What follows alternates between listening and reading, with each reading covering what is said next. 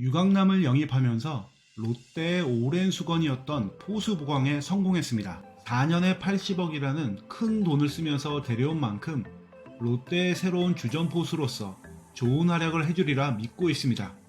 팬들뿐만 아니라 롯데 투수들도 유강남에 대한 기대를 감추지 않고 있다고 하는데요.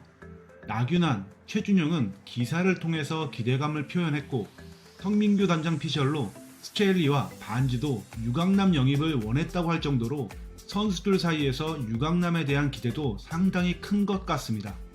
그런데 이렇게 유강남에 대한 기대감도 있지만 우려의 목소리도 있는 것 같은데요. 우려의 목소리 중에서 납득이 가는 것도 있지만 몇몇은 억까라는 생각도 듭니다. 유강남에 대한 우려들을 살펴보고 어떤 부분이 납득이 되는지 또 어떤 부분이 억까인지 판단해 보겠습니다.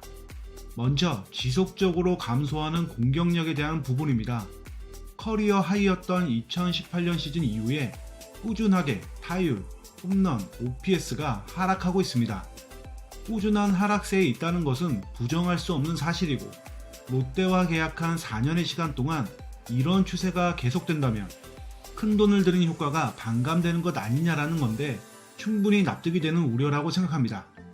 그렇지만 최근 5년 중 가장 부진했던 유강남의 2022년 시즌 성적인 2할 오픈 5리의 타율에 8홈런, OPS 0.677은 기존의 롯데가 보유했던 롯데 포수들이 절대 넘볼 수 없는 수준의 성적이었습니다. 다음으로는 낮은 도루 저지율 문제인데요. 이 또한 숫자상으로는 부정할 수 없는 사실입니다. 최근 5년간 도루 저지율이 30%를 넘긴 적이 2020년 시즌에 30.5%가 유일하고 2022년에는 급기야 도루 저지율이 20%가 깨졌습니다.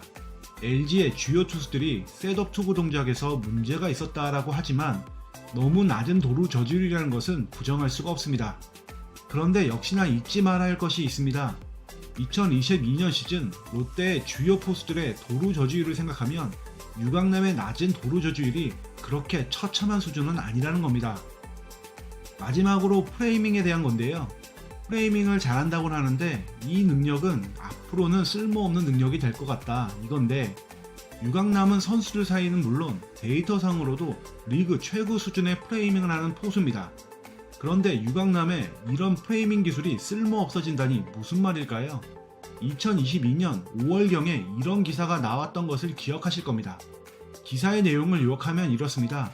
2024년부터 스트라이크와 볼 판정에 AI 시스템을 도입하는 것을 목표로 하고 있다.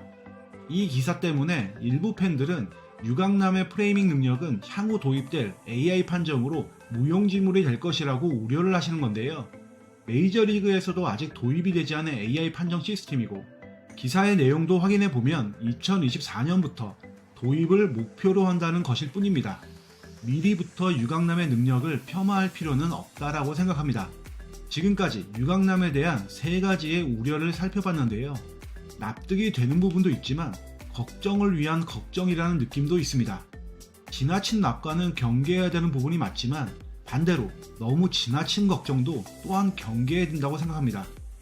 2023년 시즌에 돌입했을 때 유강남이 이 모든 것이 기회일 뿐이라고, 롯데 팬들에게 걱정하지 말라고 좋은 활약을 해주길 기대합니다.